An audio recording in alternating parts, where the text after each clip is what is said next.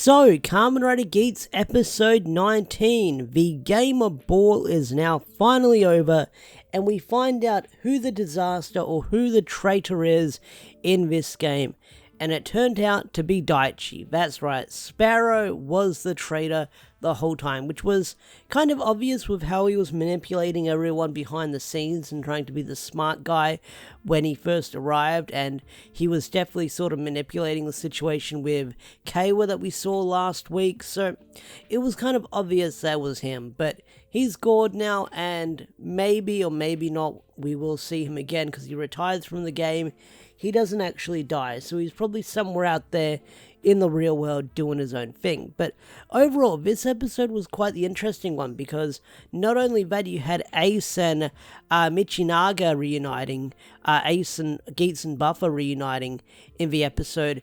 Buffa sort of hints at where the Jamato come from, and not only that, you've also got the sort of higher ups on the sort of executive side for the game, and they want to sort of make the show entertaining as possible, and they kind of don't want to ruin the reality of the game. And that being is they find Buffa out on the streets and they sort of throw him back into the garden because they want to keep the narrative that he's dead to the audience. So they want to sort of turn him into a Jamato, which, if you've seen a couple of scans here and there, I don't know, this could have been photoshopped, I think it is real. There is sort of like this Buffa and Jamato hybrid coming out later down the line in the show. So, slight spoilers if I spoiled that, but I believe leaks and images of that have been floating around online. So I apologize if I spoil it. I don't know who keeps up with leaks and spoilers these days when it comes to Rider stuff. Now, with seeing how the sort of Game Master and the higher-ups interact in this episode and sort of their actions, it makes me question if they're the actual villains, because with the new Game Master, he kind of looks down on Giori with how he did stuff, and he sort of viewed the game as a family-friendly show. But then you've got the new guy, and I can't remember their name, I do apologize, the bombastic guy. He sort of loves all this drama on this plot twist and stuff like that because it keeps the audience engaged, it keeps the show going.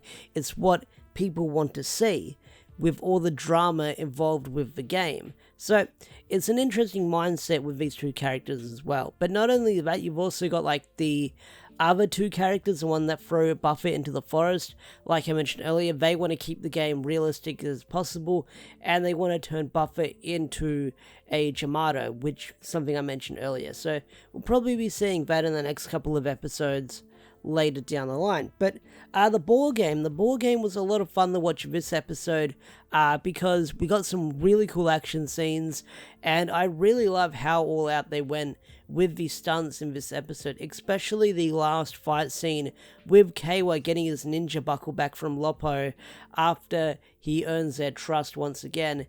And you get this really cool action scene where he runs up the building, he runs through an office building and then jumps out the office building, and then he sort of free jumps across the sky, and he uses like his buckle as a shield, and you get to sort of see his helmet cracking as he's sort of fighting it off, which was a really cool fight scene, I gotta say.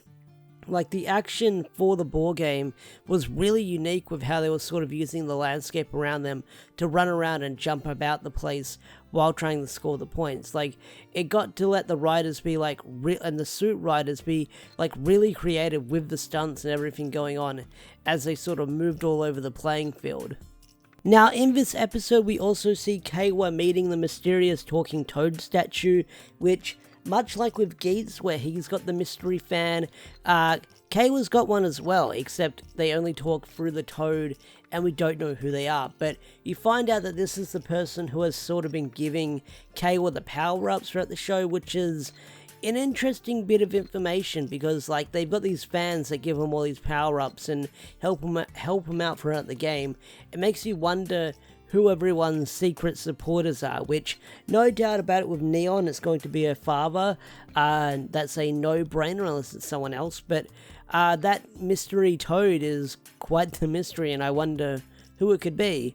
I'm sure their voice is listed on the wiki, or they could be a total mystery.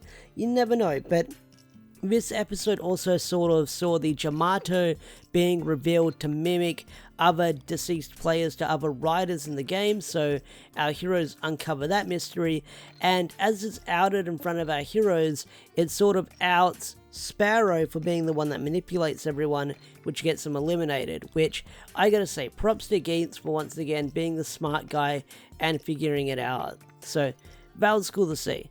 But yeah, this show just keeps getting more interesting and interesting. Had some really good moments. I enjoyed the moment with sort of Kawa and Ace having a steak, and he sort of reveals that Buffa's alive, and they sort of talk about that whole situation as well. But once again, Geats keeps going in this really interesting direction, and it's hard to pinpoint what's going on, because once you think you understand the mystery, it goes in another direction, and so forth and so forth. But either way, what did you guys think of Kamen Rider Geats episode 19? Love it, hate it? Tell me in the comment section down below. I'd love to hear your thoughts and opinions.